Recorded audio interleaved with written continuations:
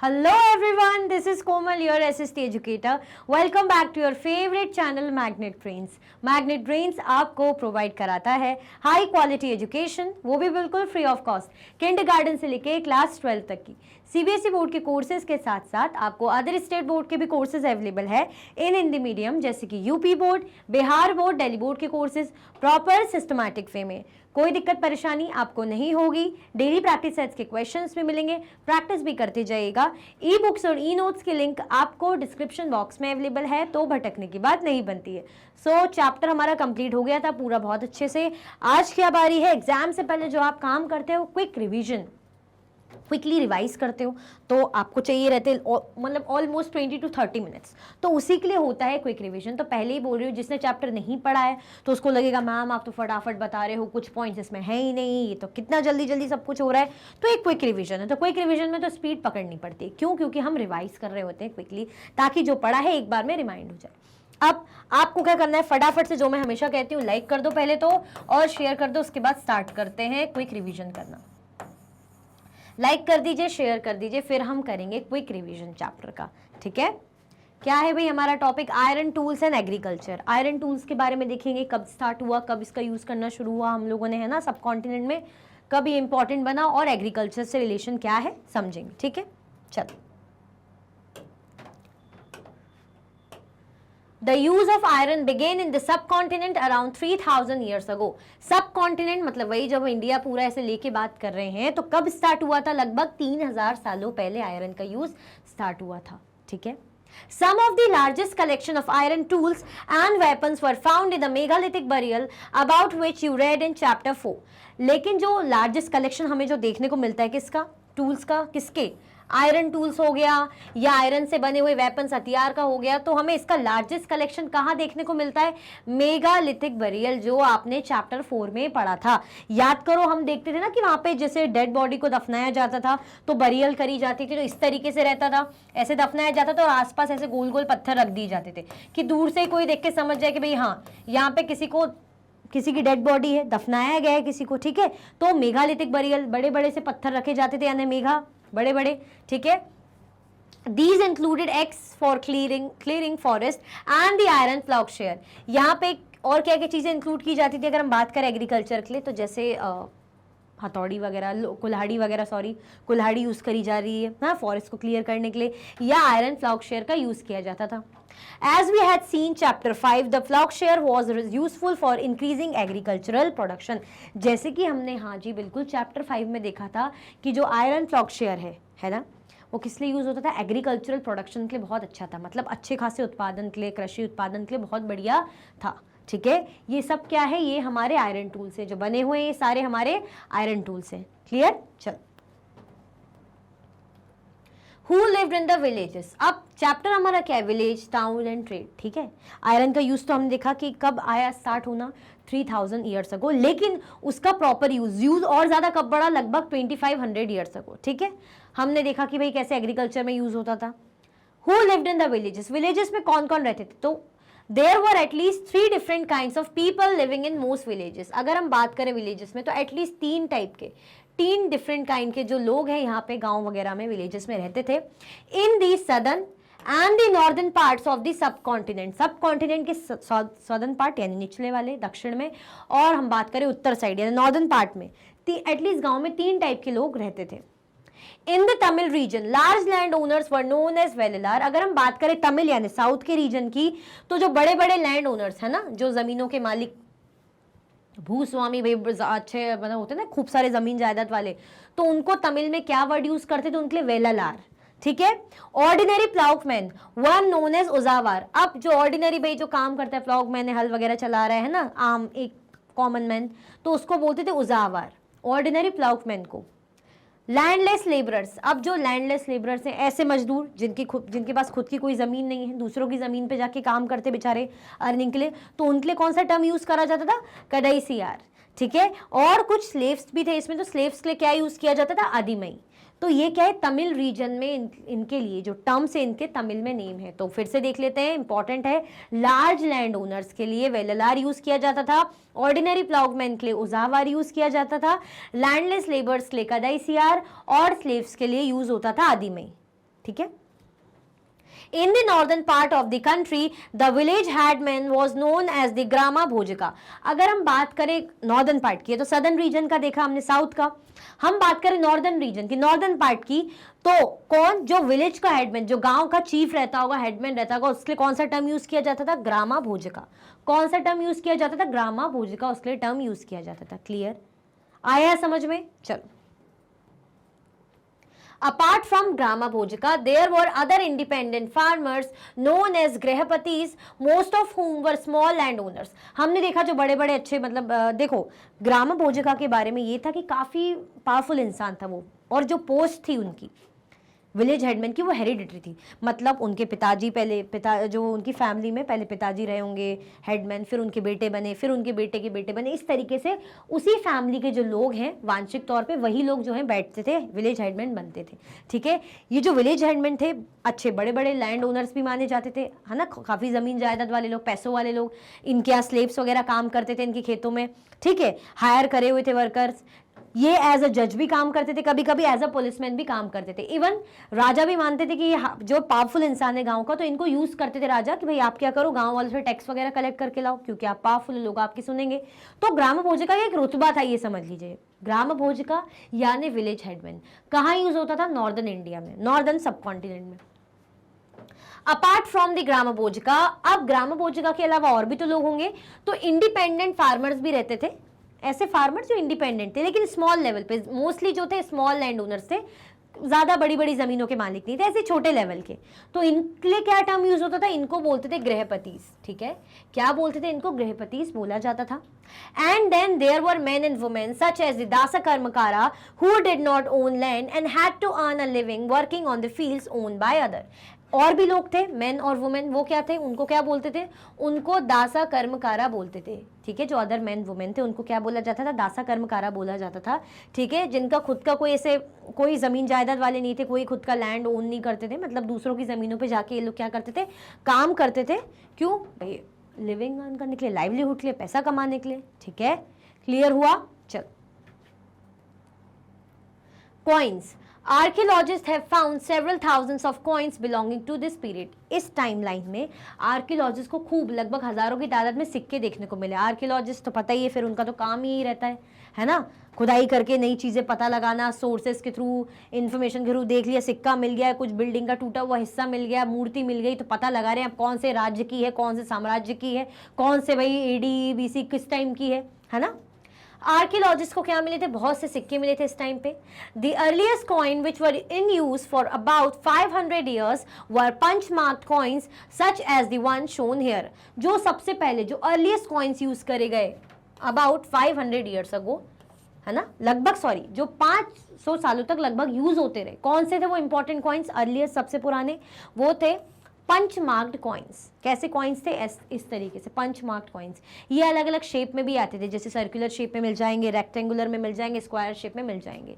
ठीक है, इनमें कोई इंस्क्रिप्शन नहीं होता था, ऐसे गोद के कुछ नहीं लिखा जाता था जैसे लिखा है, या तो पंच होता था या तो स्टैंप, ऐसे ठप्पा लगाया जाता था, है ना, इंक वगैरह के उसके थ्रू कि भाई कोई सिंबल बन जाए, डिजाइन बन जाए, और ठप्पा लगाया जाता था पंच, इसीलिए इन्हें पंचमार्क कॉइन्स कहा जाता था।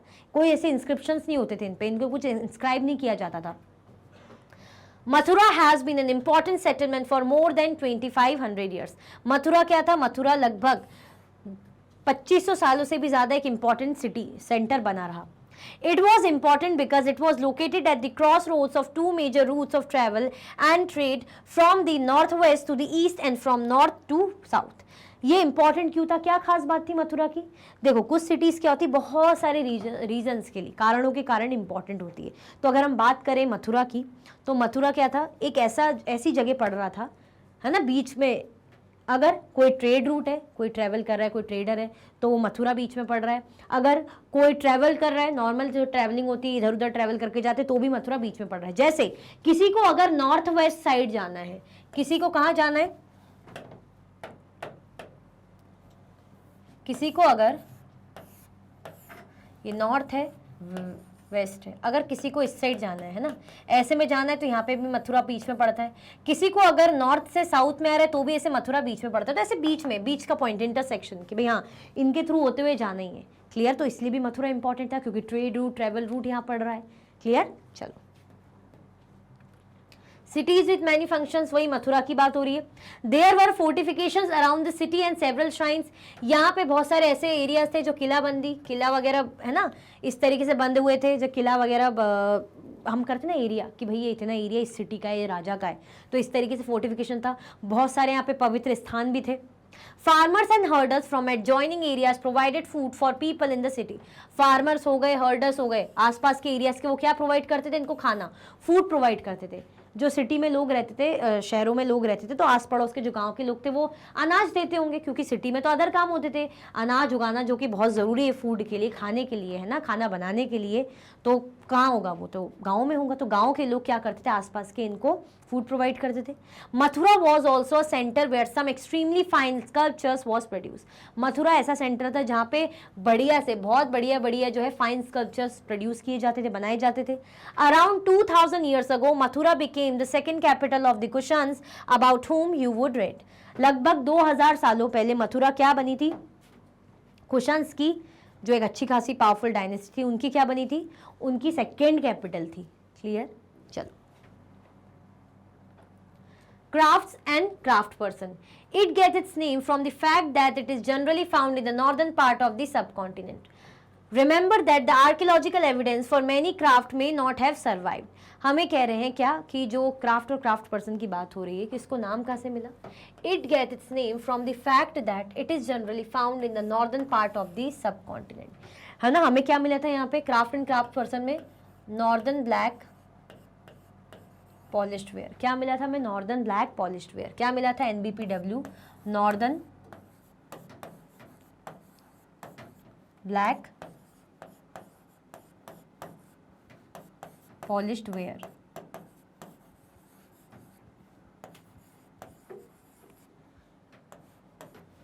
NBPW जिसको short form.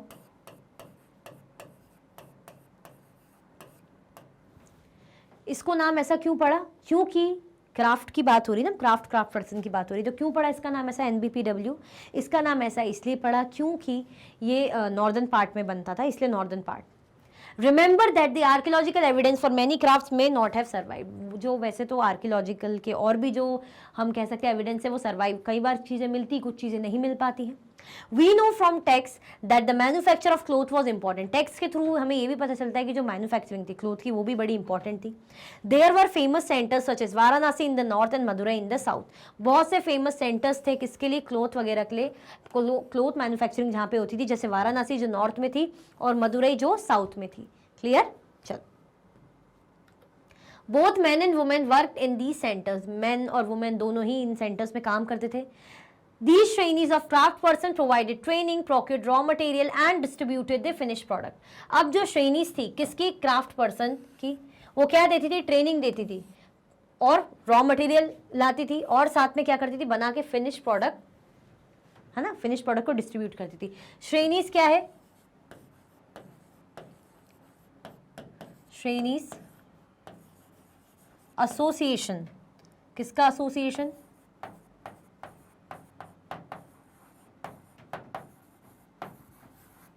of merchants and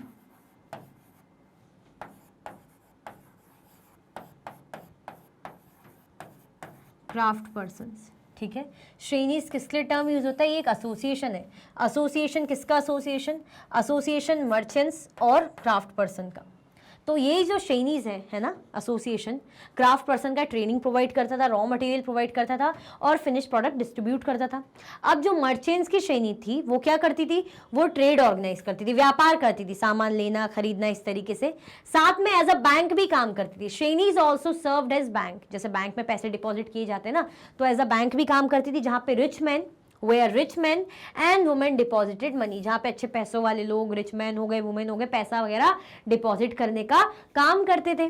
This was invested and part of the interest was returned or used to support religious institutions such as monasteries. इनको इन्वेस्ट किया जाता था और जो इंटरेस्ट जो रहता था, ब्याज का कुछ हिस्सा क्या करा जाता था, जो मोनेस्ट्रीज है ना, रिलीजियस तौर पे वहाँ पे दे दिया जाता था ताकि वहाँ यूज हो जाए कुछ। ठीक है, जैसे दान में दे देते ना कुछ इस तरीके से। अ क्लोजर लुक अरिकमेदु, किसके बारे में देखेंगे? हम अरिकमेदु के बारे में देखेंगे। फाइंड अरिकमेदु इन पोडिचेरी, अरिकमेदु कहाँ है भाई? पोडिचेरी में है। Between 2200 and 1900 years ago, Arikamedu was a coastal settlement where ships unloaded goods from distant land. अगर हम बात करें लगभग between 2200 years से लेके 1900 years ago में अरिकमेदु क्या था? एक कोस्टल सेटलमेंट था, ऐसा क्षेत्र था जो समुद्र के पास वाला एरिया था, पानी के पास वाला एरिया, जहाँ पे शिप वगैरह आती थी, है ना, शिप वगैरह आती थी, नाव आती थी, शिप वगैरह आती थी बड़ी बड़ी, और वहाँ सामान उतारा जाता था, वहाँ पे अनलोड किया जाता था। ठीक है, अरिकमेदु कहाँ था? कोस्टल एरिया में, ऐसी जगह पानी के क्षेत्र वाली, तटीय क्षेत्र जहाँ पानी पास में। A massive brick structure which may have been a warehouse was found at the site. इस साइट में हमें क्या देखने को मिला? एक बड़ा सा ब्रिक स्ट्रक्चर, ईंटों का बड़ा सा स्ट्रक्चर, जो माना जाता है कि वेयर हाउस होगा, है ना, जहाँ पे खूब सारा सामान रखा जाता है स्टोर करके। ठीक है, वो मिला था। और भी चीजें मिली थी, जैसे अदर फाइंडिंग्स क्या मिली थी? पॉटरी मिली थी, कहाँ से? मेडिटेरेनियन रीजन से, जैसे एम्फोरा, जो क्या था? एक डबल ऐसे लंबा सा डबल ऐसे जार था, डबल हैंडल्ड वाला जार था, जिसमें लिक्विड रखा जाता था। लिक्विड में जैसे ऑयल रख लिया, वाइन रख लिया। फिर दूसरी चीज और क्या मिली थी यहाँ पे? Stamp red glaze pottery. ठीक है, क्या मिली थी? एक स्टैम्प रेड ग्लेज पोट्री भी यहाँ पे मिली थी, नोन एज एरेंटाइन वेयर, जिसको क्या बोला था? एरेंटाइन वेयर बोला जाता है, which was named after a city in Italy, जिसका नाम किसके बाद पड़ा था? सिटी जो इटली थी उस सिटी के नेम के बाद पड़ा था। ठीक है, तो ये चीजें कहाँ से मिली थी? सारी चीजें अरिकमेदु से मिली थी। ये क्या है? ये तमिल ब्राह्मी इंस्क्रिप्शन से। Several pieces of pottery have inscriptions in Brahmi which was use to write Tamil. Tamil क्या है? एक लैंग्वेज है। तमिल क्या है? एक लैंग्वेज है, भाषा है। भाषा को जिस उसमें लिखा जा रहा है, लिपि में लिखा जा रहा है, वो ब्राह्मी है। ठीक है, जैसे हम बोलते हैं ना, हम हिंदी भाषा है, अ ब स द, जो भी हम बोलते हैं, लेकिन लिपि कौन सी यूज करते हैं? स्क्रिप्ट हम देवनागरी यूज करते हैं। तो ऐसे ये तमिल ब्राह्मी इंस्क्रिप्शंस हैं। ठीक है, ये इंस्क्रिप्शन ऐसे गोद के लिखे गए ना, हार्ड सर्फेसिस पे दिख रहे हैं इस तरीके से। तो ये क्या है? बहुत से पॉटरी के पीसेस यहाँ पे मिले जिसमें इंस्क्रिप्शंस लिखे गए तमिल ब्राह्मी में।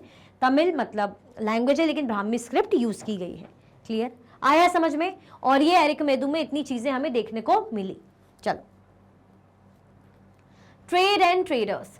South India was famous for gold, spices, especially paper and precious stones. Trade and traders की बात करें तो साउथ इंडिया किसके लिए फेमस था? गोल्ड के लिए, स्पाइसेस के लिए, स्पेशली पेपर और प्रेशियस स्टोन्स के लिए। Pepper was particularly valued in Roman empire, so much so that it was known as black gold. So traders carried many of these goods to Rome in ships across the sea and by land in caravans. ठीक है, हमें बोल रहे हैं कि trade and traders की बात करें, ट्रेड होना, ट्रेड कौन करेगा? ट्रेडर करेगा। ट्रेडर का काम क्या रहता है कि कोई जगह पे वो है तो वहाँ से कुछ जो अच्छी चीज़ है वहाँ से सामान खरीदा, और जहाँ पे नीड है या जहाँ पे डिमांड है या जहाँ पे वो चीज़ अवेलेबल इतनी नहीं है तो वहाँ बेच दिया, ताकि भाई फ़ायदा हो कि भाई देखो आपके यहाँ है नहीं तो मैं इतने दामों में बेचूंगा, तो फ़ायदा करेगा ना कि यहाँ से सस्ते दामों में खरीदा, और जहाँ वो चीज़ अवेलेबल नहीं है वहाँ महंगे दामों में बेचेगा, है ना, लोगों की डिमांड रहेगी, और अगर लोगों को पसंद आ गया फिर तो और ज़्यादा अच्छा इनकम। तो वही काम रहता है ट्रेड, और वही जो काम करता है सामान खरीदना बेचना, ट्रेडर, है ना। तो हम बोलते हैं चीज़ें जो एक जगह पे वो इतनी जगहों पर कैसे पहुँच पाती है? अगर कोई चीज़ कश्मीर में बन रही तो ऑल ओवर द इंडिया कैसे पहुंचेगी? ट्रेडर के थ्रू। वो साउथ में ले जाके बेचेगा कश्मीर के शॉल को, है ना, या ईस्ट साइड जाके बेचेगा, सेंट्रल इंडिया में जाएगा, वेस्टर्न इंडिया में जाएगा, तो वो उसको वो काम करते हैं। किन के थ्रू पहुंच पाती चीज़ें? ट्रेडर के थ्रू। अब हम देख रहे हैं साउथ इंडिया के मसाले हो, गोल्ड हो, प्रेशियस स्टोन्स हो, ये बड़े ही फेमस थे, लेकिन साउथ इंडिया की जो मसाला, कौन सा? पेपर, काली मिर्ची, वो रोमन एम्पायर में बहुत डिमांडिंग था, बहुत उसकी डिमांड थी। कौन ले गया होगा वहां पे? ऑब्वियसली ट्रेडर, व्यापारी। ठीक है, जिसको ब्लैक गोल्ड कहा जाता था। पेपर को उन्होंने क्या नाम दिया था? ब्लैक गोल्ड, समझो, मतलब काला सोना, इतना पसंद करते थे। Traders carried many of these goods to Rome. Trader क्या करते थे भाई? इन गुड्स को, ये जो सामानों को कैरी करके कहाँ ले जाते थे? शिप्स में, है ना, ले जाते थे अक्रॉस द सी, सी के पास, सी को क्रॉस करके, और या तो लैंड के थ्रू, कारवान्स के through. There must have been quite a lot of trade as many Roman gold coins have been found in South India. ऐसा माना गया है कि यहाँ पे ऑब्वियसली ट्रेड बहुत हुआ हुआ है साउथ इंडिया का, किसके साथ? रोमन एम्पायर के साथ। क्यों? क्योंकि खूब सारे रोमन गोल्ड कॉइन्स यहाँ पे साउथ में हमें देखने को मिले थे। आर्कियोलॉजिस्ट लोगों ने देखा होगा, पता लगाया होगा कि काफ़ी सारी जो है रोमन गोल्ड कॉइन्स है, दैट मीन्स रोम से जो है साउथ इंडिया का काफ़ी अच्छा ट्रेड चला होगा। तो किसके थ्रू चल रहा है? ट्रेडर के थ्रू चल रहा है ना। साउथ इंडिया की चीज़ें रोमन एम्पायर तक कहाँ कैसे पहुँच रही है? रोम तक कैसे पहुँच पा रही? वही काली मिर्ची जिसको ब्लैक गोल्ड कह रहे हैं, किसके थ्रू? ट्रेडर के थ्रू। क्लियर? चलो, traders explored several sea routes some of these follow the coast. Trader क्या करेंगे, उनका काम ही है ना, जगह जगह पता करना, रूट्स पता करना, एक्सप्लोर करना कि कहाँ से जा सकते, कहाँ कहाँ जा सकते ट्रेड करने, ठीक है। तो उन्होंने सी रूट्स को एक्सप्लोर करा और कुछ तो कोस्ट को भी, तट वाले क्षेत्रों को। There were other across the Arabian Sea and the Bay of Bengal, और भी जो रूट्स थे जैसे अरेबियन सी से होते हुए बे ऑफ बंगाल साइड में, where sailors took advantage of the monsoon winds to cross the seas more quickly, जहाँ पे जो सेलर, जो नाविक थे, वो क्या करते थे, मानसून विंड का, है ना, मानसून जब हम बोलते हैं ना रेनी वाला सीजन रहता है, जो वैसी हवाएं चलती हैं बारिश वाली, तो मानसून विंड्स का फायदा लेते ताकि सी तक आराम से पहुंच सके, है ना, to cross the sea more quickly, ताकि जो सी है वो उसको आराम से क्रॉस करके एक जगह से दूसरी जगह पहुंच सके। क्लियर, आया समझ में? चलो, new kingdoms along the coast, अब क्या जो नए नए किंगडम्स थे कहाँ बने थे, कोस्ट के पास, तटीय क्षेत्र के पास। Amongst the river valleys that of the Kaveri is the most fertile, अगर हम बात करें रिवर वैलीज में तो कावेरी क्या थी, काफी फर्टाइल रिवर थी, है ना। Chiefs and kings who control the river valleys and the coast became rich and powerful, हम बोले ना किंगडम्स जो कोस्ट के पास है, कोस्ट यानी ऐसा, ये देखो, ये यहाँ पे हमारा अरेबियन सी है, यानी पानी वाला एरिया, है ना, समुद्र वाला एरिया, अरेबियन सी यहाँ पे, इस साइड है बे of Bengal.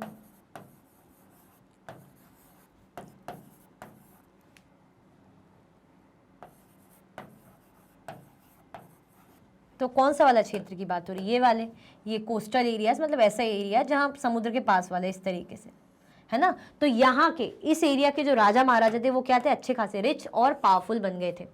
This is a Tamil word meaning 3 chiefs used for the heads of 3 ruling families, the Chols, Cheras and Pandyas, who became powerful in South India around 2300 years ago।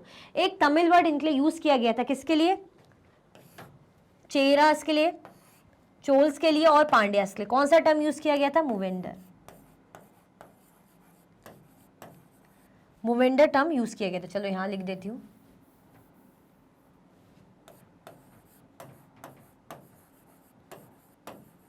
मूवेंदर क्या था, एक Tamil word,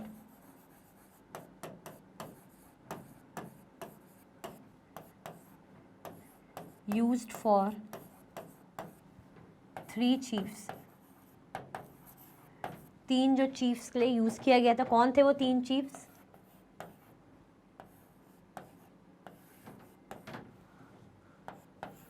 चोल्स, Cheras और पांड्यास। किन के लिए यूज किया गया था, चोल्स के लिए यूज किया गया था, चेरास के लिए यूज किया गया था, पांड्यास के लिए यूज किया गया था, ठीक है।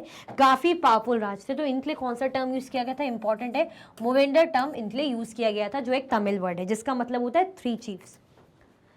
Chiefs and Kings who control the river valleys, वो कैसे थे, पावरफुल थे, जैसे कि हमने देखा। तो ये लोग क्या थे, बड़े ही पावरफुल थे, ठीक है। तो who became powerful in south India around 2300 years ago. क्यों थे पावरफुल, क्योंकि हमने देखा ना, कोस्टल रीजन, कोस्ट इनलैंड भी इनके पास अच्छी खासी पावर थी, साथ में कोस्टल एरिया भी इनके आसपास था, तो काफी ज्यादा पावरफुल राज्य थे तीनों ही। क्लियर, चलो। Around 200 years later, a dynasty known as the Satvahan became powerful in Western India। लगभग 200 सालों बाद एक और डायनेस्टी आई, कौन सी थी, सतवाहन्स, जो पावरफुल बन गई थी वेस्टर्न इंडिया में। The most important ruler of Satavahana was Gautami पुत्र श्री सतकर्णी, और उनमें से इंपॉर्टेंट रूलर जो सतवाहन किंगडम का कौन था, गौतमी पुत्र श्री सतकर्णी। होता है ना कि एक राज्य, तो ठीक है, राज्य में कोई ना कोई एक इंपॉर्टेंट रूलर होता है, तो ऐसे ही इंपॉर्टेंट रूलर कौन है, किनकी बात करें, गौतमी पुत्र श्री सतकर्णी, जो किनके रूलर थे, कहाँ के थे, कहाँ के थे, सतवाहन किंगडम के, डायनेस्टी के। He and other Satvahana rulers were known as Lords of Dakshinapatha, literally the route leading to the south, which was also used as a name for the entire southern region। वो मतलब गौतमीपुत्र सतकर्णी हो या सतवाहन के और भी rulers, इनको क्या कहा जाता था, देवता, लॉर्ड ऑफ द दक्षिण पटना, लॉर्ड ऑफ दक्षिण पथ, यानी दक्षिण यानी साउथ, है ना, दक्षिण यानी इंडिया का निचला हिस्सा, ये वाला दक्षिण यानी साउथ, यहाँ को जाने के लिए ऐसे ऐसे साउथ में जाने के लिए, ठीक है, दक्षिण और पथ, साउथ में जाने का रास्ता। क्यों, क्योंकि यहाँ से जो रास्ता जाता था, जहाँ इनका एरिया था, वेस्टर्न रीजन में था ना, ये वेस्टर्न में फैले हुए थे, वेस्टर्न भारत में, वेस्ट साइड। तो मानो जा रहे हैं यहाँ से, अगर किसी को साउथ की ओर जाना है तो इन लोगों के पास से, इन लोगों के यहाँ से गुजरते हुए जाना पड़ता, तो इसलिए इनको दक्षिण पथ का देवता कहा जाता था इन लोगों को, ठीक है। Which was also use as name for the entire southern region, जो किसके लिए यूज होता था, इंटायर पूरे ही सदर्न रीजन के लिए यूज होता था, पूरे नीचे के, ये नीचे का जो साउथ का रीजन है, यहाँ से जा रहे हैं साउथ के रीजन के लिए, तो इस तरीके से क्रॉस करते हुए जाना है इनके एरिया को, ठीक है, इसीलिए इनको दक्षिण पथ का भगवान माना जाता था, लॉर्ड माना जाता था। क्लियर, किसकी बात हो रही, सतवाहन रूलर की, ठीक है। सो भाई इसी के साथ हमारे चैप्टर का क्विक रिवीजन, जो भी इंपॉर्टेंट था वो मैंने पढ़ाया, एंड होता है। जो जो चीज़ एड ऑन लगी वो मैंने आपको बोर्ड में लिखवाई। मैंने पहले ही कहा था चैप्टर का क्विक रिवीजन है, तो चीज़ें बहुत इंपॉर्टेंट जो टर्म है वही बताए जाएंगे। तो कमेंट में मुझे ज़रूर बताना, और लाइक शेयर सब्सक्राइब करना बिल्कुल भी नहीं भूलना। इसी के साथ ही वीडियो एंड होती है। अगर आप और भी वीडियो के लेक्चर्स देखना चाहते हैं तो आप मैग्नेट ट्रेंड्स के यूट्यूब चैनल, एप्लीकेशन और वेबसाइट पर देख सकते हैं। ई नोट्स और ई बुक्स के लिंक आपको डिस्क्रिप्शन बॉक्स में अवेलेबल है। ये सारे हाई क्वालिटी के कोर्सेज हैं, जैसे कि CBSE board, Delhi board, Bihar board, UP board, MP board, Rajasthan board, Vedic maths crash course, spoken English courses आपको अच्छी क्वालिटी में और 100% फ्री अवेलेबल हैं। आप हमें अदर प्लेटफॉर्म पर भी फॉलो कर सकते हैं, फेसबुक, इंस्टाग्राम, एक्स, टेलीग्राम और व्हाट्सएप पे। ज़्यादा से ज़्यादा लाइक कीजिए, ज़्यादा से ज़्यादा शेयर कीजिए, और चैनल को सब्सक्राइब करना बिल्कुल भी ना भूलें। अपना ख्याल रखें। Thank you so much for watching.